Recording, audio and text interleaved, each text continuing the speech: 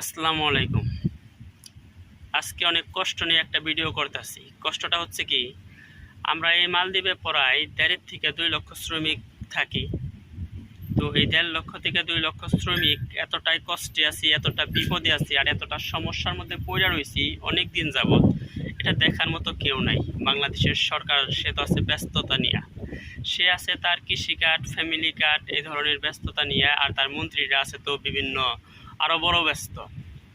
তো যাই হোক, কথা না বাড়ানোই ভালো। আমরা কি ধরনের সমস্যার মধ্যে আছি দেখেন। এই 1.5 থেকে 2 লক্ষ শ্রমিক আমরা শরীরের রক্ত পানি করে না খেয়ে এত কষ্ট করে টাকা উপার্জন করি, আর সেই টাকা মানুষকে খাওয়ানো লাগে। এখন বলবেন কিভাবে মানুষকে খাওয়াই? আমরা কিন্তু 1.5 থেকে 2 লক্ষ শ্রমিক কোনোভাবেই বৈধভাবে টাকা পাঠাতে পারি না, সম্পূর্ণ অবৈধভাবে টাকা পাঠাতে হয়। কারণ একটাই, আমাদের এখানে কোনো ব্যাংক সিস্টেম চালু নাই। একটা সময় চালু ছিল, তখন বৈধভাবে টাকা পাঠানো গেছে। কোনো এক কারণে সেটা বন্ধ হয়ে আছে।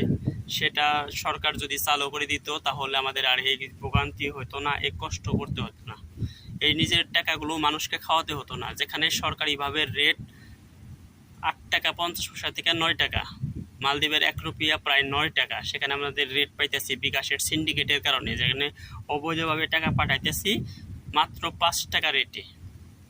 বোঝা যায়, যেখানে 9 টাকা আমাদের রেট দেওয়ার কথা, সেখানে টাকার রেট দিতেছে বিকাশে 5 টাকা।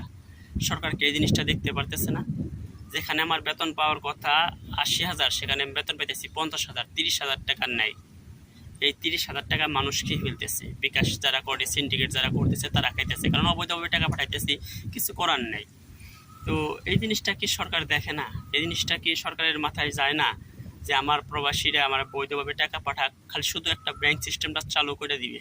এই একটা কারণে এইটা এখনো পর্যন্ত করতেছে না এই দেশের মালদ্বীপের বাংলাদেশের সরকার মালদ্বীপের সরকারের সাথে বৈশা এই জিনিসটা চালু করতে পারতেছে না। এভাবে আর কতদিন? আগামী 3 মাসের ভিতরে যদি এই সিন্ডিকেট বন্ধ না হয়, যদি ব্যাংক সিস্টেম চালু না হয়, আমি আপনার শিওর থাকেন মালদ্বীপের থেকে প্রত্যেকটা প্রবাসী চলে যাবে। কিছু করার নেই, কারণ নিজের টাকা মানুষকে দিয়ে খাওয়াবে, কয়দিন খাওয়াবে?